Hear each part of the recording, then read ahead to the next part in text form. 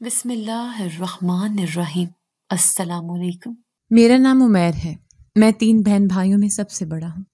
جب میں 9 سال کا تھا تب کی بات ہے۔ میرا چھوٹا بھائی اویس مجھ سے 2 سال چھوٹا تھا اور نشا تو بھی 4 سال کی ہی تھی۔ ہمارے گھر میں سب کچھ بہت اچھا تھا۔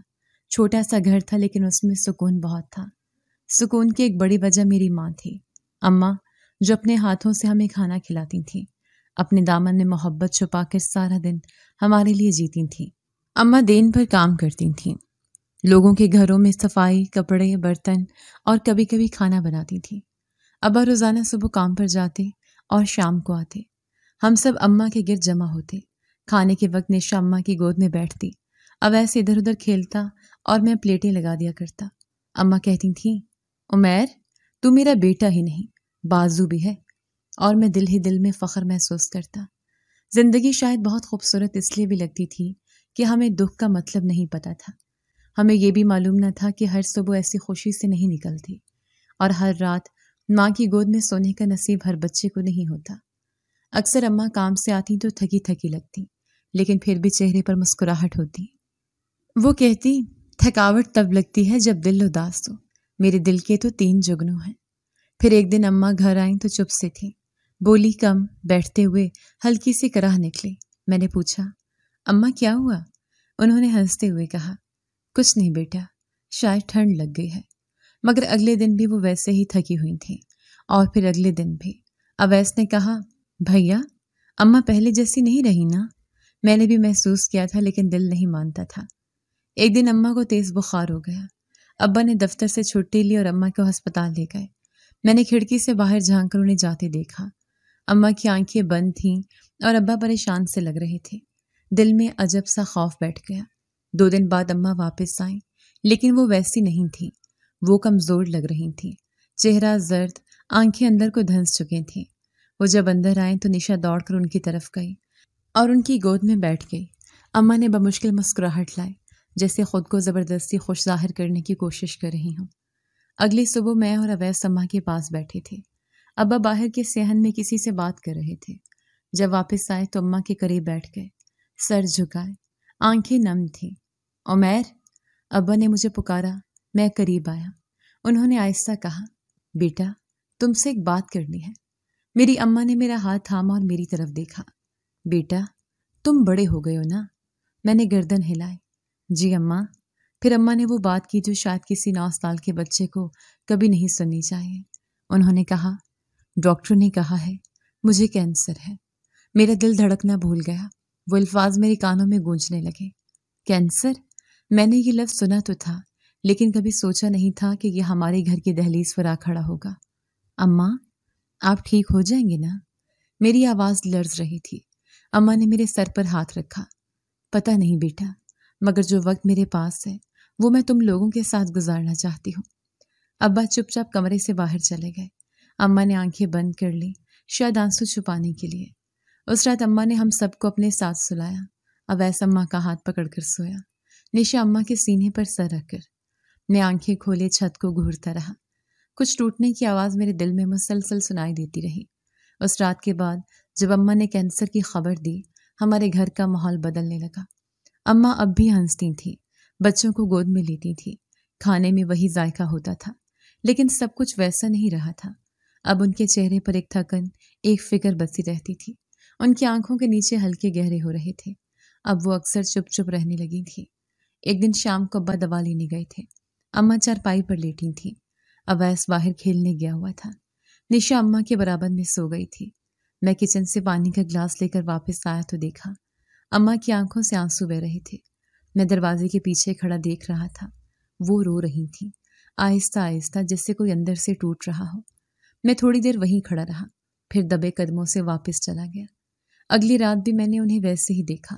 اس بار وہ چھت کو دیکھ کر بول رہی تھیں، جیسے کسی سے شکوہ کر رہی ہوں، میرے بچے کیسے جئیں گے میرے بغیر؟ میں مزید برداشت نہ کر سکا۔ اگلے دن جب ابا کام پر چلے گئے اور اویس بھی باہر تھا تو میں اماں کے پاس بیٹھ گیا۔ وہ کسی پرانی سی ساڑی کو طے کر رہی تھی، شاید پرانی چیزیں سمیٹنے کی کوشش کر رہی تھی۔ اماں، کل آپ رو رہی تھی نا؟ وہ چونک گئی، ان کی انگلیوں نے حرکت روک دی۔ تم نے دیکھا؟ میں نے اس طرح ہلایا۔ آپ کیوں رو رہی تھی اماں؟ آپ ہمیں چھوڑ کر تو نہیں جا رہی نا؟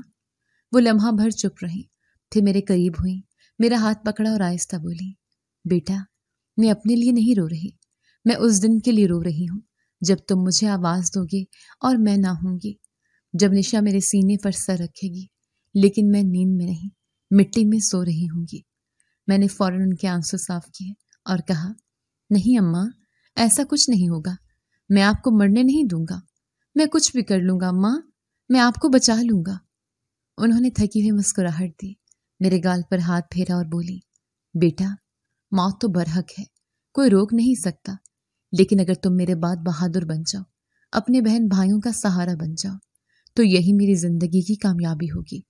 میں نے وعدہ کیا، میں سب سنبھال لوں گا، میں اویس کو پڑھاؤں گا، نشا کا خیال رکھوں گا، ان کے لیے اماں بن جاؤں گا۔ انہوں نے مجھے سینے سے لگا لیا۔ اس دن پہلی بار میں نے خود کو بڑا محسوس کیا۔ پھر اماں نے آہستہ آہستہ کچھ چیزیں مجھے سکھانا شروع کی۔ ایک دن باورچی خانے میں مجھے چپاتیاں بنانا سکھائیں۔ جب تم کھانا پکانا سیکھو گے نا تو تمہاری بہن کبھی بھوکی نہیں سوئے گی۔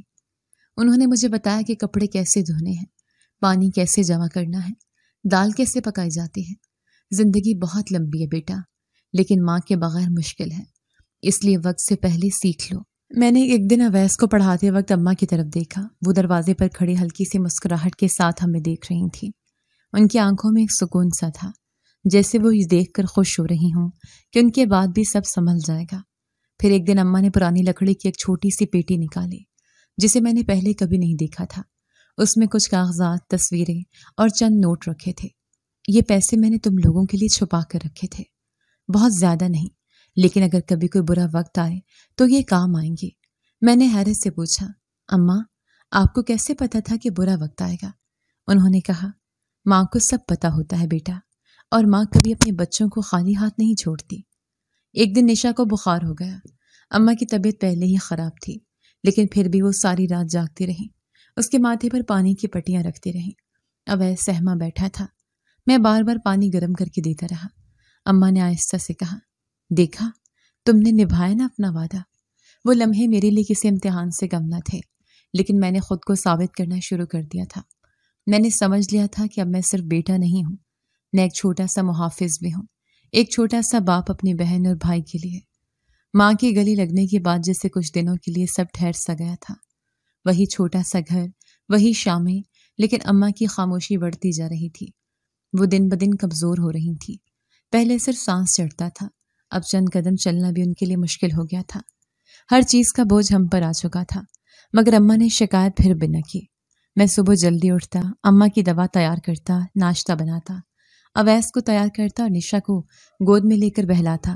اماں ہر بار مسکرا کر کہتی، میرا عمیر اب مرد بن گیا ہے، مگر ان کی آنکھیں وہ کچھ اور ہی کہہ رہی ہوتی جو زبان نہیں کہہ پاتی تھی۔ ایک دن اماں کو تیز بخار ہو گیا، اتنا کہ جسم جلنے لگا۔ ابا انہیں فوری ہسپتال لے کر گئے۔ میں اور اویس دروازے پر کھڑے رہے۔ نشا مسلسل اماں اماں کرتی رہی، مگر وہ پلٹ کر نہ دیکھ سکی۔ کچھ گھنٹوں بعد ابا واپس آئے۔ اماں ان کے ساتھ نہیں تھی۔ کہاں ہیں اماں؟ وہی ہسپتال میں ہے، 2 دن وہیں رکھیں گے۔ وہ 2 دن نہیں گزرے، وہ تو 2 صدیوں کی طرح لگے۔ میں نے پہلی بار رات کا سناٹا سنا۔ بغیر اماں کے گھر ویسا نہیں تھا۔ نشا روتی رہی۔ اویس مجھے دیکھتا رہا جیسے میں کوئی جواب دے دوں، مگر میرے پاس الفاظ ختم ہو چکے تھے۔ تیسرے دن شام کو ابا اماں کو واپس لائے۔ وہ آنکھیں بند کیے لیٹی تھیں، بالکل چپ، جیسے نیند میں ہوں۔ میں نے بھاگ کر ان کا ہاتھ پکڑا، وہ ٹھنڈا تھا۔ میں نے کان کے قریب جا کر کہا، اماں عمیر آیا ہے، لیکن کوئی جواب نہ آیا۔ ابا خاموش تھے، ان کا چہرہ سوجا ہوا تھا۔ وہ اماں کو اندر لے آئے، چارپائی پر لٹایا۔ رشیدہ خالہ، کچھ اور عورتیں، محلے کے لوگ سب آ گئے۔ کوئی کپڑے بدلوا رہا تھا، کوئی چادر اڑا رہا تھا۔ میں کچھ نہ سمجھ پایا۔ پھر رشیدہ خالہ میرے قریب آ کر بولی، بیٹا عمیر صبر کرو، اماں اب اللہ کے پاس چلی گئی ہیں۔ میں نے وہ الفاظ سنا اور کمرے میں جیسے سب آوازیں بند ہو گئی۔ اللہ کے پاس؟ کیسے؟ کب؟ وہ تو کل تھیں، مجھے کہہ رہی تھی میں بہادر ہوں، وہ کیسے جا سکتی ہیں؟ میں چارپائی کے قریب گیا، ان کے ماتھے پر ہاتھ رکھا۔ وہ ٹھنڈا تھا، ان کے ہونٹ خشک، آنکھیں بند۔ میں بیٹھ گیا ان کا ہاتھ پکڑ کر، اور پہلی بار کھل کر رویا۔ نشا چیختی رہی، اماں अम्मा, और उनकी चारपाई के साथ लिपट गई। अवैस दीवार के साथ लगकर नीचे बैठ गया, बस खाली खाली आंखों से देखता रहा। अगली सुबह जनाजे का वक्त था। मर्द आए, औरतें आईं, कफन लपेटा गया। मैं एक तरफ खड़ा सब देख रहा था, कुछ समझने की कोशिश कर रहा था। अब्बा एक कोने में खड़े थे, सर झुकाए। उन्होंने एक बार भी मेरी तरफ नहीं देखा। जब जनाजा उठाया गया मैं पीछे दौड़ता हुआ आया। रशीदा खाला ने मुझे पकड़ने की कोशिश की, मगर मैं छूट कर आगे निकल आया। मैं चाहता था अम्मा को छू लूं आखिरी बार। कब्रिस्तान तक का सफर जैसे सारा वक्त पथरीला हो गया था। हर कदम के साथ दिल जैसे टूटता जा रहा था। कब्र तैयार थी, लोग दुआ पढ़ रहे थे, मैं चुप था। जैसे ही अम्मा को कब्र में उतारा गया मैं धाड़े मार कर रोने लगा। दफनाने के बाद सब लोग वापस जाने लगे। मैं कब्र के पास बैठा रहा। अवैस और निशा भी वहीं थे। मैंने निशा को गोद में लिया, अवैस ने मेरा हाथ थामा। हम तीनों बहुत खामोश थे, जैसे हम अभी बच्चे न रहे हों। वापस घर आकर लगा ये वही घर है, लेकिन उसकी रूह निकल चुकी है। दीवारें वही, कमरे वही, पर वो खुशबू नहीं रही, अम्मा की खुशबू। उस दिन मैंने पहली बार सोचा कि माँ के बगैर जिंदगी क्या होती है। खाना पका भी हो तो उसमें जायका नहीं होता, बिस्तर हो तो नींद नहीं आती, साए हों पर साया नहीं होता। माँ की वफात के बाद जैसे घर के दरो दीवार भी खामोश हो गए। अम्मा की चारपाई वैसी ही रखी रही।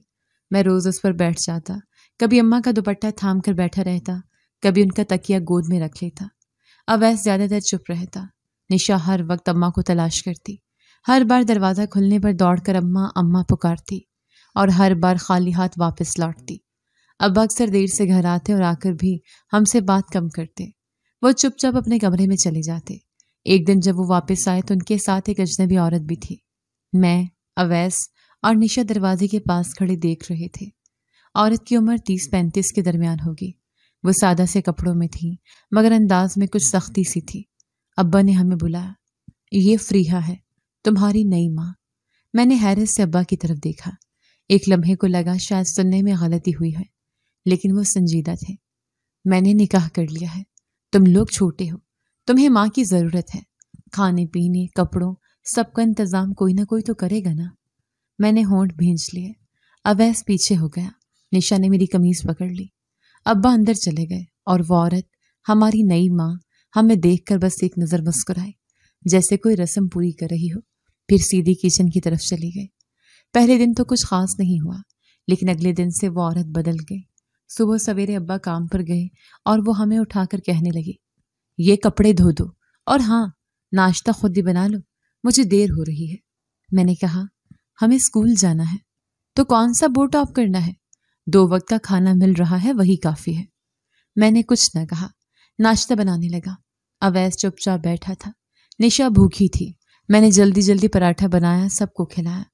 किचन से निकलते वक्त फ्रेहा बोली, और सुनो, स्कूल से आओ तो सेहन धो देना, कल कीचड़ पड़ा था, मेरा पैर फिसल गया। उस दिन स्कूल से वापसी पर मैंने अवैस को साथ लगाकर सेहन धुलवाया, निशा को चुप करवाया और फ्रेहा को चाय दी। चंद दिन बाद जब एक रिश्तेदार अम्मा के लिए दुआ करने आया तो फ्रेहा ने सामने बैठकर कहा, मैं भी तो उनकी जगह आई हूँ, अब बच्चों को माँ की तरह संभालना है। मैं वहीं खड़ा था। मुझे लगा किसी ने अम्मा की याद पर मिट्टी डाल दी हो। फिर धीरे धीरे हालात और बदतर होने लगे। सुबह नाश्ते का नाम न रहता, दोपहर को सालन बचा खुचा होता और रात को अक्सर कह दिया जाता, आज खाना नहीं बचा, कल जल्दी आ जाना। एक दिन मैंने हिम्मत करके कहा, निशा को भूख लगी है, कुछ खाने को दे दे। उसने सख्ती से कहा, मैं नौकरानी नहीं हूं, तुम्हारे बाप ने बीवी बनाया है, बावर्ची नहीं। मैं चुप हो गया। मैं जानता था अगर जवाब दिया तो अब्बा तक बात जाएगी और वो यकीनन हमारा नहीं उनका साथ देंगे। अब्बा अब भी देर से आते, आकर सीधा फ्रीहा के पास जाते। हम तीनों एक कोने में बैठे होते, जैसे उस घर के असल मकीन हम नहीं, मुसाफिर हों। एक दिन निशा ने जिद की कि उसे दूध पीना है। मैंने कहा, ठहरो, मैं लेकर आता हूँ। किचन में गया, फ्रीहा ठंडा दूध पी रही थी। मैंने पूछा, क्या बचा है थोड़ा निशा के लिए? नहीं, और ना होगा, ये सब मेरे लिए है, तुम लोग अपने बाप से कहो वो लेकर आए। निशा भूखी थी। मैंने पानी में शक्कर मिलाकर दिया। वो पीती रही, लेकिन चेहरे पर वो तसल्ली नहीं थी जो अम्मा की गोद में मिलती थी। एक दिन सेहन में झाड़ू देते हुए अवैस ने मेरे हाथ से झाड़ू ले लिया। भैया, आप पढ़ो ना, मैं ये कर लूंगा। मैंने उसका सर थामा। नहीं अवैस, اب ہم دونوں ہی بڑے ہو گئے ہیں، دونوں ہی یہ سب کریں گے۔ گھر اب وہ نہیں رہا تھا جو پہلے ہوا کرتا تھا۔ صبح کے وقت چولہے پر کچھ نہیں ہوتا۔ فریا اکثر دیر سے جاگتی اور جاگتے ہی جھنجھلاہٹ میں ہمیں آوازیں دیتی، تم لوگ ابھی تک اٹھے نہیں؟ کیا مجھے سب کچھ خود ہی کرنا ہوگا؟ حالانکہ ہم تو کب کے جاگ چکے تھے۔ نشا میری گود میں بیٹھی رہتی اور اویس میرے ساتھ مل کر برتن سمیٹتا، کپڑے تہہ کرتا۔ ناشتے کا سوال ہی پیدا نہیں ہوتا تھا۔ کبھی کبھی میں بچا ہوا آٹا پانی میں گوندھ کر روٹی جیسا کچھ بنا لیتا اور 3 ٹکڑے کر کے ہم تینوں بانٹ لیتے۔ ایک دن اویس نے مجھ سے آہستہ سے کہا، بھیا میں نے 2 دن سے سالن نہیں کھایا۔ میں نے ہاتھ میں رکھی سوکھی روٹی اسے دیتے ہوئے کہا، یہ کھا لو، شام کو دیکھتا ہوں کچھ لے آؤں گا۔ اس دن شام کو جب ابا گھر آئے، فریا ان کے پاس بیٹھ کر باتیں کرنے لگی۔ میں نے سوچا شاید آج کہہ دوں کہ ہمارے لیے کچھ کھانے کو لائے، لیکن فریا نے مجھے آنکھوں سے اشارہ کیا جیسے روک رہی ہو۔ میں چپ ہو گیا۔ اگلے دن اسکول سے واپس آئے تو نشا رو رہی تھی، بھیا بھوک لگی ہے، دودھ پینا ہے۔ کچن میں جا کر دیکھا دودھ کا ڈبہ بند تھا، فریج خالی، روٹی والا ڈبہ بھی خالی۔ فریا کمرے میں بیٹھی ٹی وی دیکھ رہی تھی، ہاتھ میں چائے کا کپ تھا اور سامنے پلیٹ میں کچھ بسکٹ رکھے تھے۔ میں نے کہا، اماں نشا کو دودھ دے دے، صبح سے کچھ نہیں کھایا۔ اس نے سخت لہجے میں کہا، تمہاری ماں تھی نا، وہی دودھ پلایا کرتی تھی، اب اس کے پاس جاؤ۔ میری لب تھر تھر آ گئے، دل میں جیسے کچھ ناقص سا ہوا۔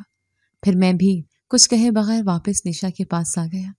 رات کو جب ہم سونے لگے، اویس نے کہا، بھیا ابا سے بات کریں نا، شاید وہ کچھ کریں۔ میں نے کہا، کل بات کرتا ہوں۔ اگلی شام ہمت کر کے ابا کے کمرے میں گیا۔ وہ کاغذات دیکھ رہے تھے۔ میں خاموشی سے سامنے کھڑا ہو گیا۔ کیا بات ہے عمیر؟ ابا نشا کو بخار ہو گیا ہے، 2 دن سے کھانے کو کچھ نہیں ملا۔ اماں وہ نہیں دی تھی۔ انہوں نے ایک لمحے کے لیے میری آنکھوں میں دیکھا، پھر چہرہ سخت کر کے اٹھے اور زور سے میرے منہ پر تھپڑ مارا۔ تم الزام لگاتے ہو؟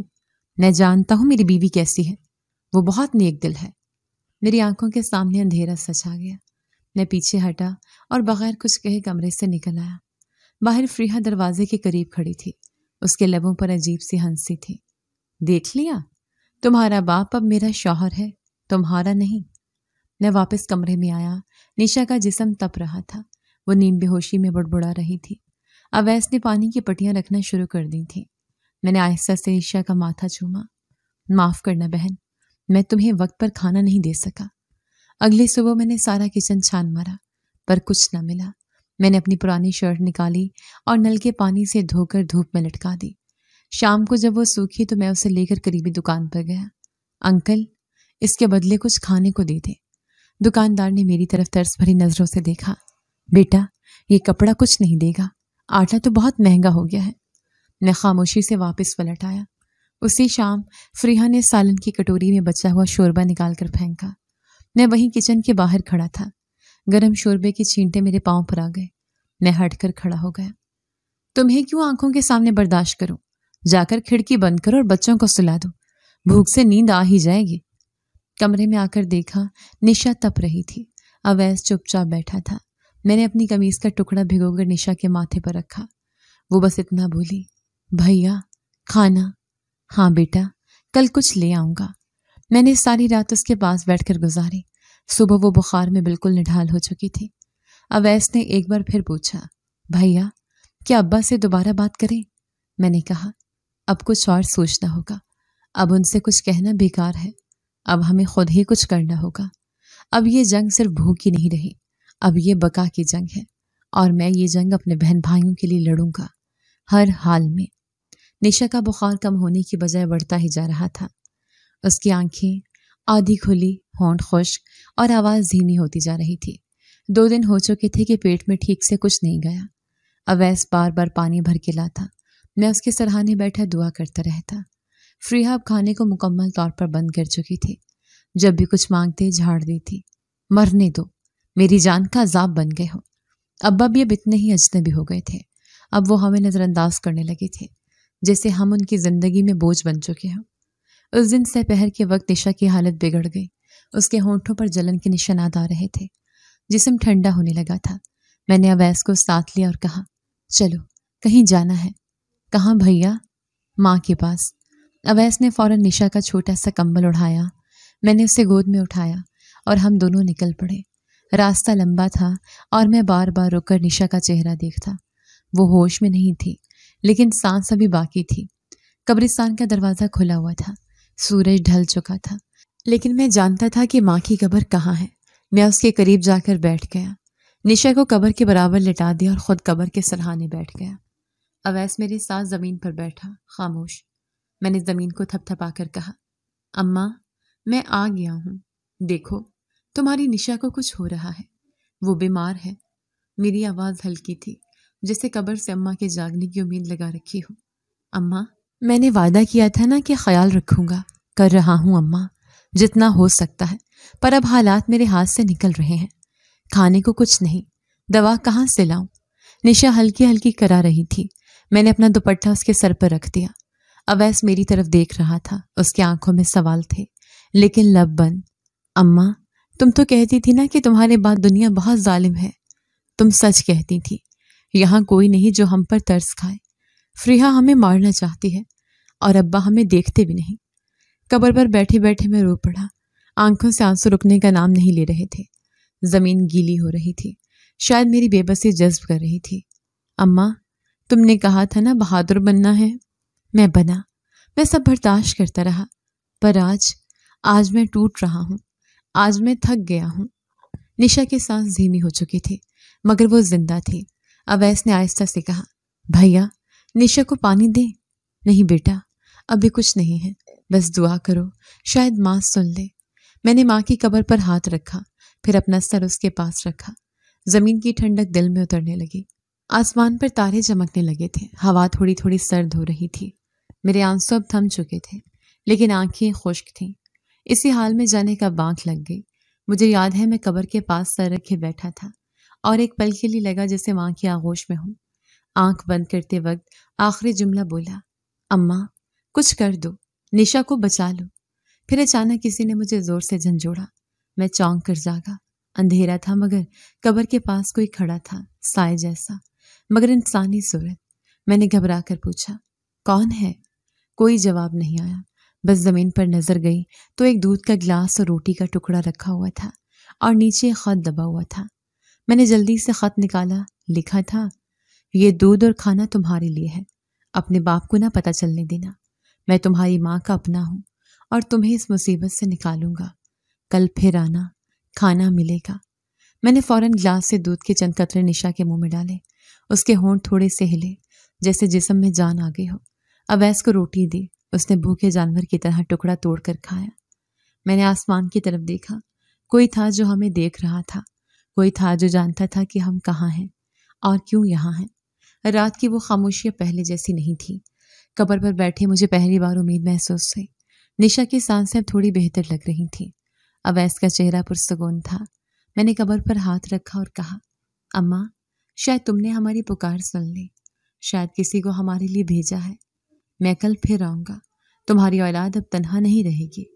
सुबह जब सूरज निकला तो मैंने निशा की सांसें गौर से सुनी। वो अब भी कमज़ोर थी, लेकिन उसके चेहरे पर मौत का वो सन्नाटा नहीं रहा था जो रात को था। अवैस चारपाई पर लेटा था और उसकी आंखों में एक अजीब सी चमक थी, जैसे बरसों बाद किसी ने दिल की बात सुन ली हो। मेरे पास वो खत था जो कब्र पर मिला था। मैंने उसे दोबारा पढ़ा। हर लफ्ज़ जैसे दिल में उम्मीद भर रहा था। मैं तुम्हारी माँ का अपना हूँ और तुम्हें इस मुसीबत से निकालूंगा। कल फिर आना, खाना मिलेगा। कौन था वो? क्यों आया था? और अम्मा से क्या रिश्ता था? ये सवाल जहन में गूंजते रहे, लेकिन दिल कहता था, बस मान लो, कोई है जो हमारी फिक्र कर रहा है। दोपहर के वक्त मैंने फ्रेहा की आवाज़ें सुनी। वो अब्बा से कह रही थी, वो लड़का कहाँ गायब रहता है? किसी दिन मुसीबत ले आएगा हमारे लिए। अब्बा ने बस इतना कहा, देख ले, अगर कोई मसला हुआ तो उसे दारुल उलूम भेज देंगे। मैंने सुन लिया था। मुझे ये भी पता था कि अब मेरे लिए इस घर में बचने की कोई सूरत नहीं, लेकिन अभी जाना मुमकिन नहीं था। निशा कमज़ोर थी, अवैस मेरा साया। शाम को जब अंधेरा फैलने लगा, मैंने अवैस को कहा, चलो माँ के पास चलते हैं। वो फौरन तैयार हो गया। निशा को मैंने दोबारा कंबल में लपेटा और गोद में उठा लिया। रास्ते में बारिश की बूंदें गिरने लगी, लेकिन मैंने रफ्तार नहीं कम की। जब कब्रिस्तान पहुंचे तो फ़ज़ा मुकम्मल खामोश थी। پرانی قبروں کے درمیان اماں کی قبر اب میری پہچان بن چکی تھی، جیسے اس مٹی کے نیچے کو میرا رازدار لیٹا ہو۔ پہنچتے ہی وہی جگہ دیکھی جہاں کل کھانا اور دودھ رکھا تھا، آج بھی ایک صاف کپڑے میں لپٹی پلیٹ رکھی تھی، ساتھ ایک اور خط۔ میں نے جھک کر کھانا اٹھایا اور اویس کو اشارہ کیا۔ اس بار ہم دونوں نے پہلے نشا کے منہ میں چمچ سے تھوڑا شوربہ ڈالا۔ اس نے آنکھیں کھولیں جیسے آہستہ آہستہ دنیا کی طرف لوٹ رہی ہو، پھر خط کھولا۔ اس میں لکھا تھا، اگر تم یہاں ہو تو یہ سمجھو میں وعدے کا پکا ہوں، کل بھی آؤ گے تو کچھ اور لاؤں گا۔ میں تمہیں جانتا ہوں اور تمہارے باپ کو بھی، ابھی بس اتنا جان لو تم تنہا نہیں ہو۔ میں حیران تھا، اسے میرے باپ کے بارے میں کیسے علم تھا؟ کیا وہ کبھی ہماری زندگی کا حصہ رہا ہے؟ بھیا کھانا گرم ہے، اویس نے کہا۔ ہاں کھا لو، تمہیں طاقت کی ضرورت ہے۔ ہم نے وہیں قبر کے قریب زمین پر بیٹھ کر کھانا کھایا۔ شوربہ آلو اور گوشت کا تھا، روٹی نرم تھی۔ میں نے بہت دنوں بعد پیٹ بھر کر کھایا، لیکن کھانے سے زیادہ سکون اس بات میں تھا کہ کوئی کہیں بیٹھا ہمارے لیے سوچ رہا تھا۔ رات کچھ اور گزر چکی تھی۔ جب قبر کے پیچھے سے ہلکی سی آہٹ سنائی دی، میں فوراً کھڑا ہو گیا۔ ہاتھ میں لوہے کا ٹکڑا تھا جو میں ساتھ لایا تھا احتیاطاً۔ ایک آواز آئی، ڈرو مت، میں تمہارا ہوں۔ میں پیچھے مڑا مگر اندھیرے میں چہرہ صاف نہیں دکھائی دیا۔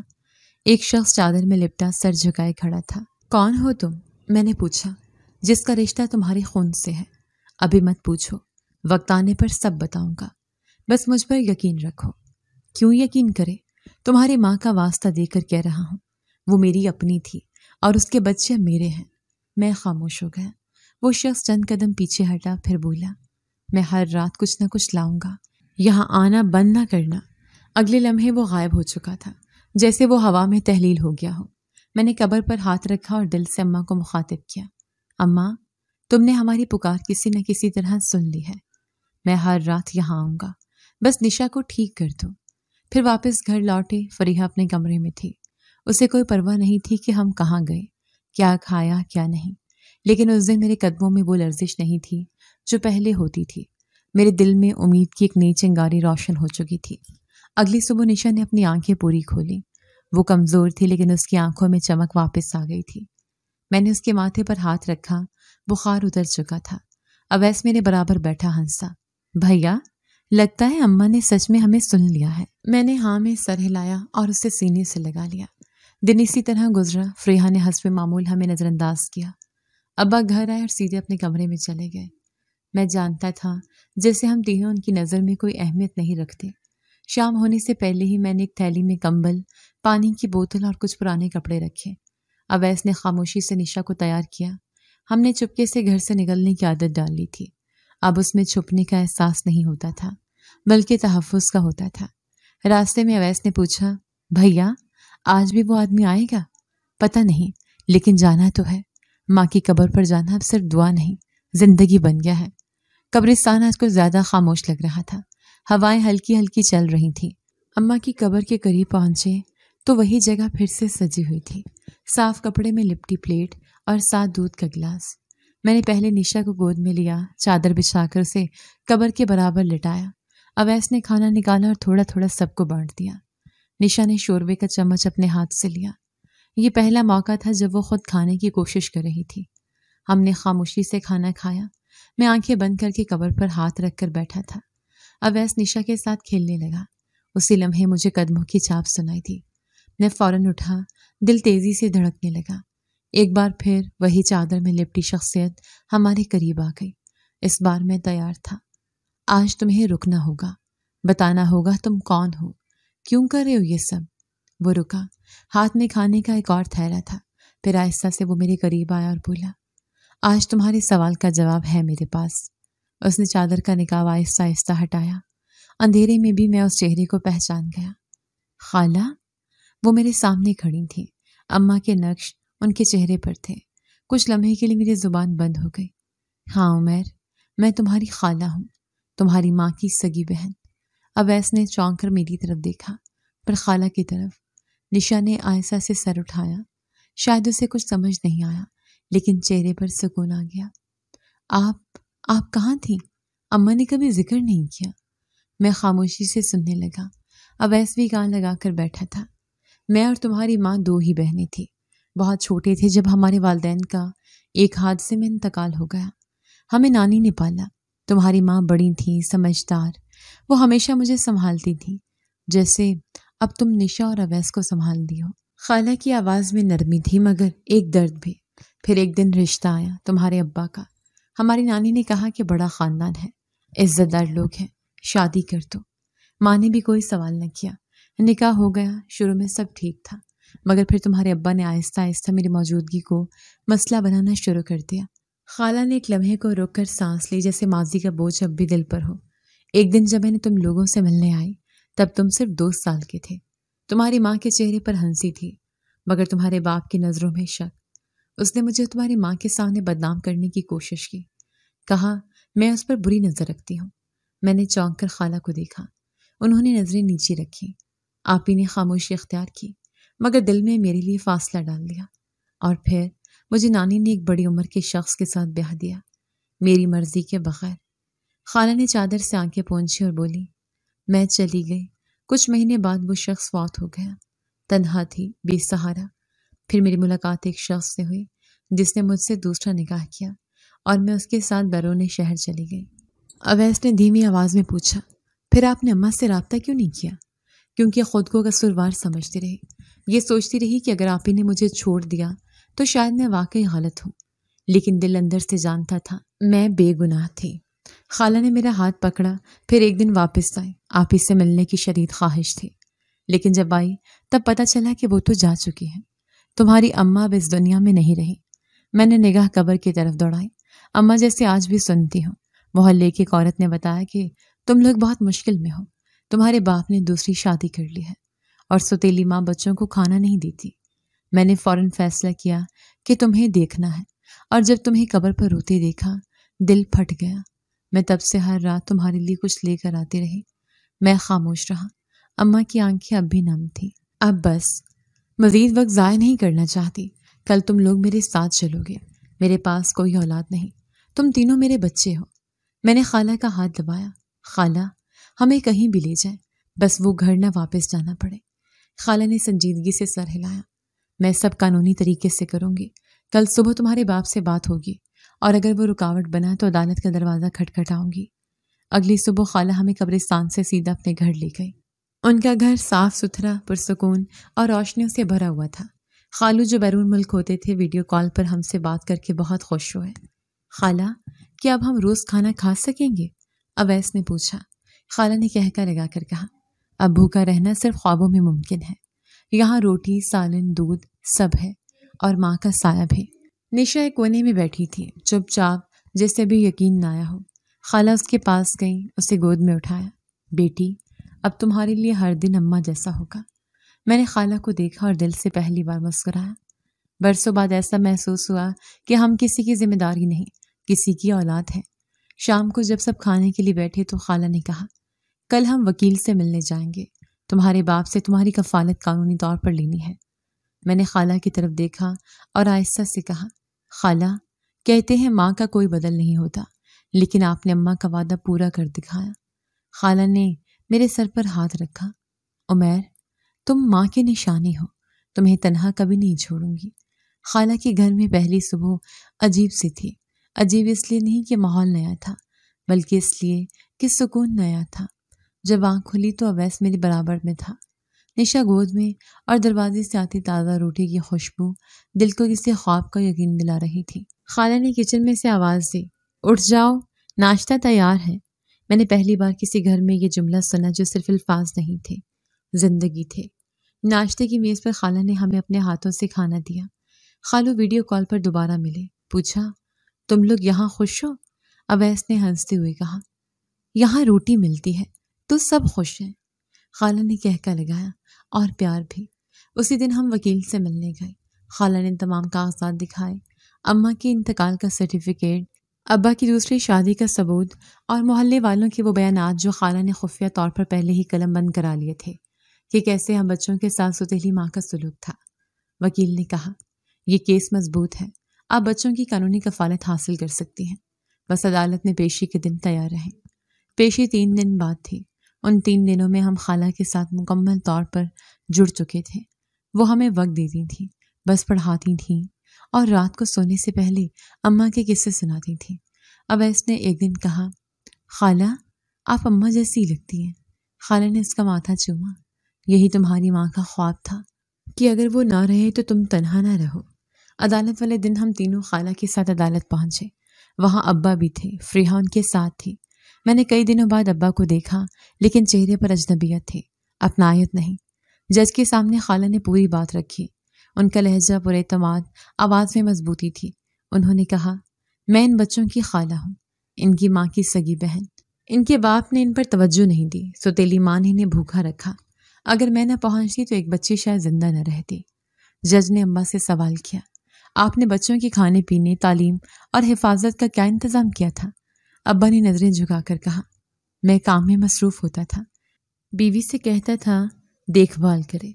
جج نے مزید پوچھا، کیا آپ جانتے ہیں کہ بچوں کی حالت کس حد تک خراب تھی؟ ابا خاموش رہے۔ فریحہ نے کوئی جواب نہ دیا۔ عدالت نے تمام ثبوت دیکھ کر فیصلہ سنایا۔ ان بچوں کی کفالت ان کی خالہ کو دی جاتی ہے۔ ان کا قانونی، جسمانی اور تعلیمی حق اب خالہ کے پاس ہوگا۔ والد کو عدالت کی اجازت کے بغیر بچوں سے ملاقات کی اجازت نہیں ہوگی۔ فیصلہ سن کر میری آنکھیں بھر آئیں۔ اویس نے میرے ہاتھ کو زور سے دبایا۔ نشا خالہ کی گود میں سو رہی تھی۔ خالہ نے سر ہلا کر جج کا شکریہ ادا کیا۔ عدالت سے نکلتے وقت ابا نے ایک بار میری طرف دیکھا۔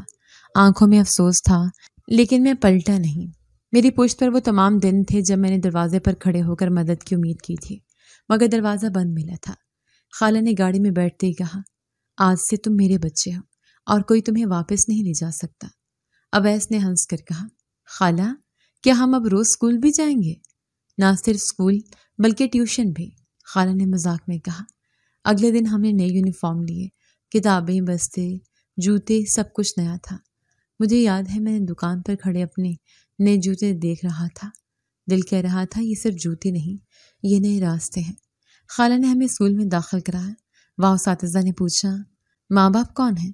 خالہ نے کہا، ماں ہوں، اور میں نے پہلی بار خوشی سے اس لفظ کو سنا۔ اسکول سے واپس آ کر جب ہم تینوں نے ہوم ورک کیا تو خالہ نے ہمیں انعام میں چاکلیٹ دی۔ شام کو ہمیں لے جا کر پارک بھی گھمایا۔ جب ہم واپس آ رہے تھے، نشا نے آہستہ سے خالہ سے پوچھا، اماں نہیں خالہ، ہم اب کبھی دوبارہ اس گھر نہیں جائیں گے نا؟ خالہ نے اسے سینے سے لگا کر کہا، نہیں بیٹی، اب تمہارا گھر یہی ہے، تمہاری دنیا، تمہاری جگہ اور تمہارے اپنے۔ میں نے آسمان کی طرف دیکھا اور دل میں اماں سے کہا، اماں تم نے جو وعدہ مجھ سے لیا تھا میں نے وہ نبھایا، اور تم نے جو دعا مانگی تھی اللہ نے وہ سن لی۔ خالہ کے گھر میں گزرنے والے دن جیسے زندگی کا نیا صفحہ لگتے تھے۔ اسکول، ہنسی، وقت پر کھانا، صاف بستر اور ایک ایسا ماحول جہاں ہر بات سنی جاتی تھی۔ خالو کے بیرون ملک مصروفیات کے باوجود ویڈیو کال پر روز بات ہوتی۔ وہ ہمیں دوستوں کی طرح ٹریٹ کرتے، پڑھائی کے بارے میں پوچھتے، ہماری چھوٹی چھوٹی کامیابیوں پر خوش ہوتے۔ سال گزرے، ہم بڑے ہوتے گئے۔ اویس نے سائنسی مضامین کا انتخاب کیا، نشا ادب اور زبان کی طرف گئی، اور میں نے خالو کے بزنس میں دلچسپی لینا شروع کر دی۔ خالو نے گارمنٹس کی کمپنی میں شراکت داری کی ہوئی تھی۔ انہوں نے کہا، عمیر اگر تم واقعی سیکھنا چاہتے ہو تو بزنس کو سمجھنا ہوگا، صرف دیکھنا کافی نہیں۔ میں ان کے ساتھ روز دفتر جانے لگا، رپورٹیں، میٹنگز، مال سپلائی، سب کچھ سیکھا۔ خالو نے ایک دن کہا، بیٹا کام کی بنیاد اعتبار ہے، تم وہ بچہ ہو جو دکھ کے دنوں میں بھی وعدہ نبھاتا رہا۔ اب یہ بزنس تمہارے ہاتھوں میں دیکھ کر مجھے فخر ہوگا۔ جب میں 20 سال کا ہوا تو خالو نے مجھے باقاعدہ اپنا پارٹنر بنا دیا۔ اس دن خالہ نے میری پیشانی چوم کر کہا، ماں کے خواب ایسے ہی سچے ہوتے ہیں۔ اسی سال ایک واقعے نے میرے دل میں کچھ اور کرنے کا ارادہ پیدا کیا۔ ایک شام دفتر سے واپسی پر میں نے ایک بچہ دیکھا جو گلی میں کوڑے دان سے روٹی نکال رہا تھا۔ میں نے گاڑی روک کر پوچھا، کیا کھایا آج کچھ؟ بچے نے جواب دیا، 2 دن سے کچھ نہیں ملا، اماں کہتی ہے صبر سے پیٹ نہیں بھرتا۔ وہ رات نیند نہیں آئی۔ مجھے وہ دن یاد آ گئے جب میں اور اویس نشا کو دودھ پلانے کے لیے قبرستان جاتے تھے۔ میں نے فیصلہ کر لیا، میں ایک ایسا فوڈ سینٹر بناؤں گا جہاں ہر بھوکے کو عزت سے کھانا ملے۔ خالہ اور خالو نے میری بات سنی اور مکمل حمایت کی۔ خالو نے کہا، کاروبار سے جو کماتے ہو اس کا ایک حصہ انسانوں پر خرچ کرو، یہی اصل برکت ہے۔ ہم نے ایک چھوٹی جگہ کرائے پر لی اور ماں کی تھالی کے نام سے سینٹر کا آغاز کیا۔ روزانہ 100 سے زائد لوگوں کو مفت کھانا ملنے لگا۔ بچے، مزدور، بیوائیں سب وہاں آتے۔ ایک دن ایک بوڑھی عورت نے کہا، بیٹا خدا کرے تمہیں تمہاری ماں کی دعا لگے جو اتنا کچھ کر رہے ہو۔ میں مسکرا کر بولا، یہ سب میری ماں ہی کی دعا ہے۔ خالہ ہر روز کھانے کی تیاری دیکھنے آتی۔ نشا اب کالج جا چکی تھی اور اویس انجینئرنگ یونیورسٹی میں داخلہ لے چکا تھا۔ ہم تینوں نے اپنی زندگی کو ایک نئی سطح پر لا کر کھڑا کر دیا تھا۔ پھر ایک دن فون آیا۔ فون پر ایک مرد کی آواز تھی۔ کیا آپ عمیر بات کر رہے ہیں؟ جی بولیے، آپ کے والد محترم کے بارے میں ایک بات کرنی ہے۔ میں تھوڑا چونکا۔ کیا ہوا ہے؟ آپ کی سوتیلی ماں فریحہ انہیں چھوڑ کر جا چکی ہے۔ وہ 2 سال پہلے چلی گئی تھی۔ اب ان کا کچھ پتہ نہیں۔ آپ کے والد اکیلے رہ گئے ہیں۔ میں نے چند لمحے کچھ نہیں کہا، بس خاموش رہا۔ پھر آہستہ سے پوچھا، یہ بات مجھے کیوں بتائی جا رہی ہے؟ کیونکہ وہ بیمار ہے اور ان کا کوئی نہیں۔ وہ اکثر آپ کو یاد کرتے ہیں مگر رابطہ نہیں کر سکے۔ میں نے فون بند کر دیا اور کچھ دیر ساکت بیٹھا رہا۔ اویس اس وقت میرے ساتھ تھا۔ بولا، کیا ہوا؟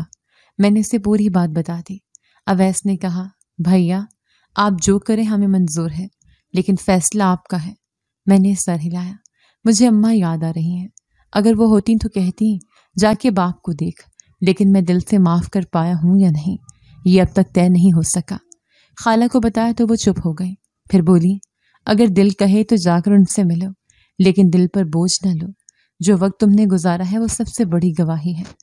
میں اگلے دن ان کے گھر گیا۔ وہی پرانا گھر، وہی دروازہ جس پر میں نے کبھی دستک دی تھی، اور کوئی نہیں کھلا تھا۔ اس بار دروازہ کھلا۔ ابا ایک پرانی کرسی پر بیٹھے تھے، چہرے پر جھریاں، نظر کمزور، ہاتھ کانپتے۔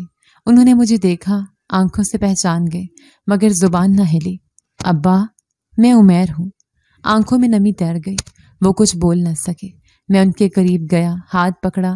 وہ ہاتھ وہی تھا جو بچپن میں میرے سر پر ہوتا تھا، مگر برسوں کی دوری نے اس لمس کو اجنبی بنا دیا تھا۔ میں نے خالہ کی بات یاد کی، دل پر بوجھ نہ رکھو۔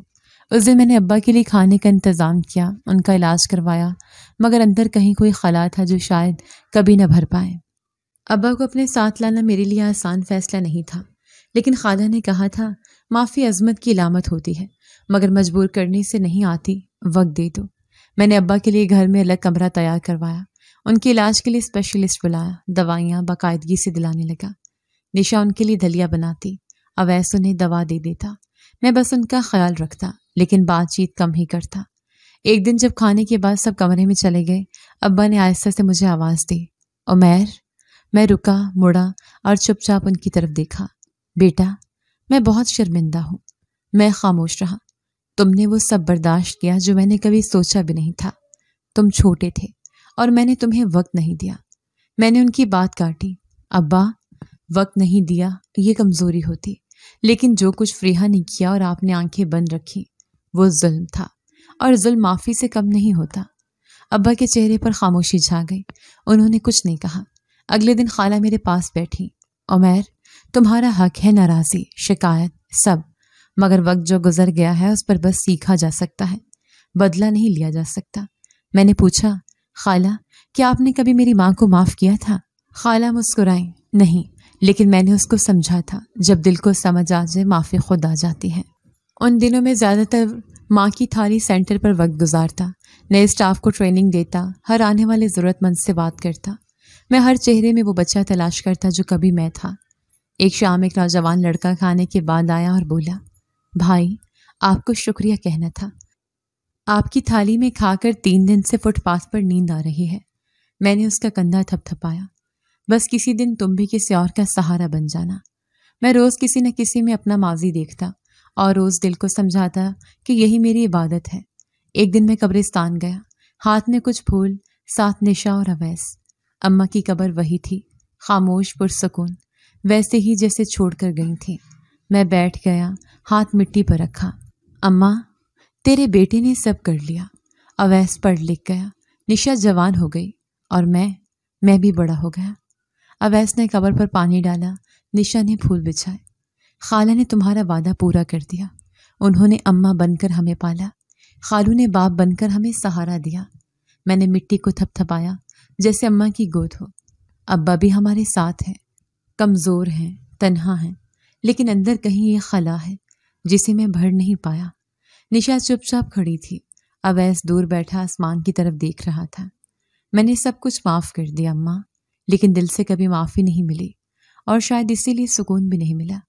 میں خاموش ہو گیا۔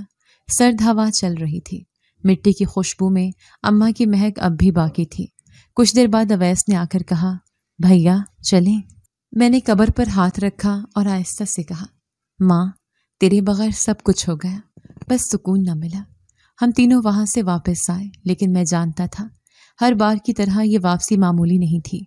یہ ماں سے آخری شکوہ تھا، شاید دل کی آخری شدت بھی۔ دنوں نے پھر رفتار پکڑی۔ ماں کی تھالی اب شہر بھر میں مشہور ہو چکی تھی۔ کئی لوگ روز آتے، کھاتے، دعائیں دیتے۔ خالو نے میرا نام بزنس پارٹنر کے طور پر رجسٹر کرایا۔ اویس نے اپنی پڑھائی مکمل کر لی۔ نشا نے اپنا مضمون تبدیل کر کے سوشل ورک شروع کر دیا۔ ایک شام خالہ نے کہا، عمیر تمہیں دیکھ کر لگتا ہے جیسے تم نے سب جیت لیا ہے۔ میں نے کہا، خالہ بس ماں کی آنکھوں میں دیکھنے کا وقت نہیں ملا۔ جیت تو وہ ہوتی ہے جب وہ ساتھ ہوتی۔ خالہ نے کہا، کبھی کبھی جیت وہ ہوتی ہے جس کا صلہ دنیا نہیں دیتی، دل دیتا ہے، اور مجھے تمہارا دل جیتنا ہوا لگتا ہے، چاہے سکون ابھی نہ ملا ہو۔ اس دن میں دیر تک خاموش بیٹھا رہا۔ شاید یہی خاموشی میرا سکون تھی، یا شاید اس سکون کا دروازہ۔ اس کہانی سے ہمیں یہ سبق ملتا ہے کہ سچی محبت اور قربانی کبھی ضائع نہیں جاتی، چاہے وقت کتنا ہی کٹھن کیوں نہ ہو۔ رشتے خون سے نہیں، خلوص سے بنتے ہیں، اور اصل ماں وہی ہے جو ماں بن کر نبھائے۔ جی تو دوستو، کیسی لگی آپ کو ہماری آج کی کہانی؟